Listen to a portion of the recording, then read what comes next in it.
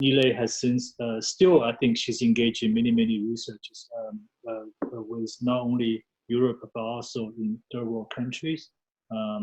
And since then, she's visited many countries, also China. And then she also has her own architectural practice. There was this word, it's a very old word. It came from the 90s called personal bubble. Do you guys know this word?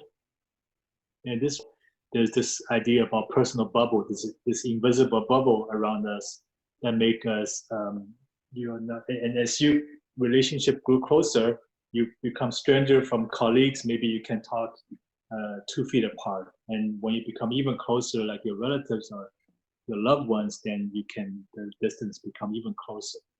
So now, in Began's work, I saw the white structure is almost like a personal bubble. It's like in the time of coronavirus, it's a personal bubble that you can live and be totally happy and self-sufficient in. And also in the cocoons that you have hanging from the trees, it's almost like a sleeping personal bubble.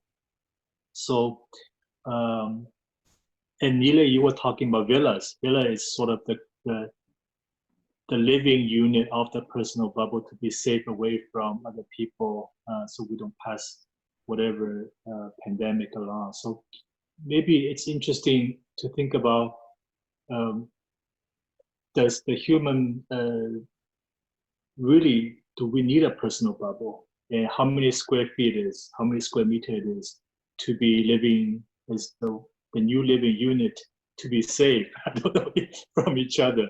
In the United States, now it's 2 meters, 6 feet is the social distance. But this social distance is sort of as a personal unit, you're moving around with this invisible bubble around you.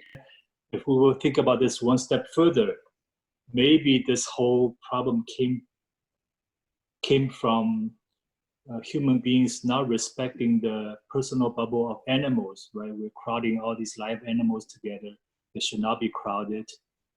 They are put in cages, thousands after thousands, almost like living hell for these animals. And then all these pandemics started developing because these animals are derived of their personal, what nature deemed that's actually the appropriate space that an animal needs, not only to be alive, but even if they were to be food, there's certain space that they need to be clean, to be someone humanely treated.